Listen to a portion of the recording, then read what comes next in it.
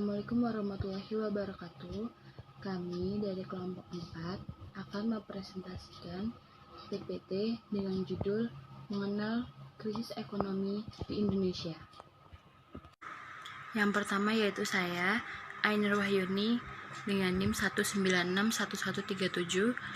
Ada Anissa Faradila dengan NIM 1961166. Lalu ada Diana Hikmatus Sa'diah dengan NIM 1961167. Lalu dilanjutkan dengan Fitria Dwi Anissa dengan NIM 1961161. Lalu ada Adam Dwi Ramadan dengan NIM 196112000. Di sini saya akan menjelaskan pengertian dari krisis ekonomi itu sendiri, yaitu menurut Market Business New, krisis ekonomi adalah keadaan di mana perekonomian di suatu negara mengalami penurunan secara drastis. Dan secara umum, negara yang menghadapi keadaan tersebut akan mengalami penurunan PDB atau domestik bruto, anjloknya harga properti dan saham, serta naik turunnya harga secara inflasi. Lalu dilanjutkan oleh contoh dari krisis ekonomi itu sendiri. Suatu krisis ekonomi di suatu negara atau wilayah bisa berasal dari luar atau dari dalam negara wilayah tersebut. Bersumber dari dalam, misalnya penurunan produksi atau komoditas secara mendadak, bersumber dari luar seperti krisis ekonomi global pada tahun 2008 sampai 2009. Atau krisis minyak pertama pada tahun 1974 dan kedua pada tahun 1979. Perkenalkan, nama saya Anissa Faradila, NIM 1961166. Di sini saya akan menjelaskan apa saja sih jenis-jenis krisis ekonomi dan jalur transmisi dampaknya. Di sini ada krisis produksi. Krisis ini tipe krisis ekonomi yang bersumber dari dalam negeri, bisa dalam bentuk penurunan produksi domestik secara mendadak dari sebuah komoditas pertanian.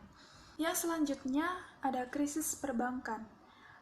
Dampak langsung dari efek krisis ini adalah kesempatan kerja dan pendapatan yang menurun di subsektor keuangan tersebut.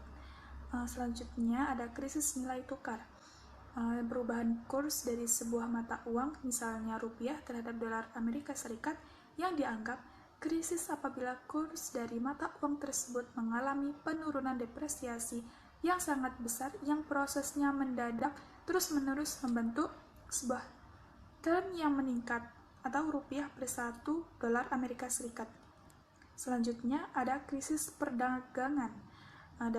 Misalnya dalam ekspor jasa, jumlah pengiriman uang ke Indonesia dari tenaga kerja Indonesia yang bekerja di luar negeri mengalami pengurangan secara signifikan. Yang selanjutnya, krisis modal. Suatu pengurangan modal di dalam negeri dalam jumlah besar atau penghentian bantuan serta pinjaman luar negeri akan menjadi sebuah krisis ekonomi bagi banyak negara miskin di dunia. Selanjutnya, saya akan menjelaskan apa saja sih penyebab terjadinya krisis ekonomi, termasuk di Indonesia.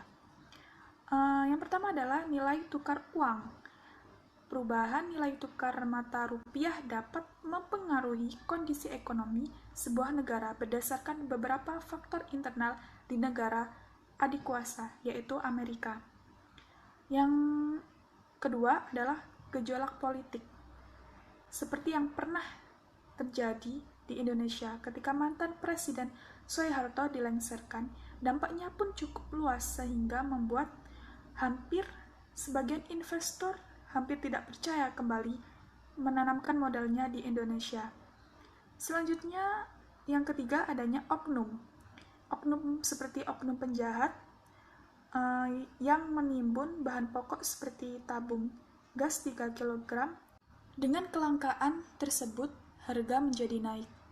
Yang keempat, demonstrasi, seperti orasi dengan cara melakukan sesuatu dengan anarkis Surabaya etis yang dapat mempengaruhi gejolak ekonomi negara. Yang kelima adalah ada uang negara yang berlebihan. Nah, hal ini terjadi karena beban-beban negara sehingga tidak mampu membayarnya. Yang keenam, laju inflasi yang tinggi. Yang terakhir, pertumbuhan ekonomi yang macet. Perkenalkan, nama saya Dengki Ramadan, NIM 1961200. Saya akan menjelaskan dampak krisis ekonomi. Krisis ekonomi memberikan dampak yang sangat besar bagi negara dan tentunya dari berbagai pihak, mulai dari pemerintah hingga masyarakat. Ketika suatu negara mengalami peristiwa tersebut, bahkan banyak perusahaan yang melakukan pemutusan hubungan kerja atau PHK kepada karyawannya. Hal tersebut dilakukan karena perusahaan tidak memiliki uang yang cukup untuk memberikan gaji kepada mereka. Perbedaan resesi dan krisis ekonomi. Resesi adalah penurunan pertumbuhan ekonomi dalam 2 kuartal berturut-turut.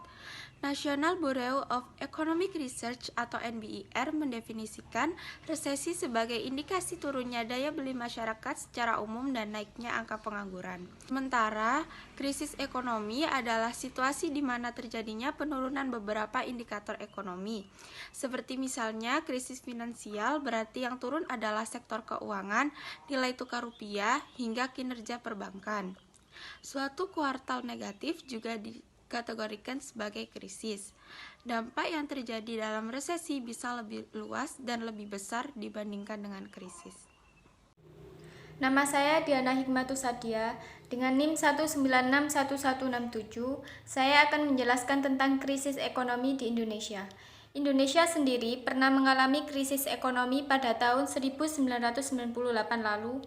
Saat itu ekonomi Indonesia anjlok sangat dalam, terkontraksi 17,9% pada kuartal 3. Dampak yang diberikan dari peristiwa tersebut sangat besar. Ratusan perusahaan mulai dari skala kecil hingga konglomerat bertumbangan pada krisis tahun 1998. Sekitar 70% lebih perusahaan yang tercatat di pasar modal mendadak bangkrut. Kemudian pengangguran melonjak ke level yang belum pernah terjadi sejak akhir 1960-an, yaitu sekitar 20 juta orang atau 20% lebih dari angkatan kerja. Akibat itu, angka kemiskinan pun juga meningkat. Tercatat angka kemiskinan pada tahun 1998 mencapai sekitar 50% dari total penduduk. Melihat dampak tersebut, saat ini pemerintah sedang berusaha dengan maksimal agar krisis pada tahun 1998 tidak akan terulang lagi. Untuk yang selanjutnya adalah kebijakan pemerintah mengatasi krisis. Terdapat 5 kesepakatan kebijakan yang konsisten dan bersinergi, yaitu yang pertama, percepatan infrastruktur, dan yang kedua, peningkatan peran produktif dari pemerintah daerah untuk memperbaiki infrastruktur di daerah juga yang diperlukan. Dan yang ketiga, perkembangan sektor ekonomi potensial. Dan yang keempat adalah perkembangan sektor industri. Dan yang kelima adalah pengembangan sektor pertanian. Dan yang keenam adalah pengembangan sektor pariwisata.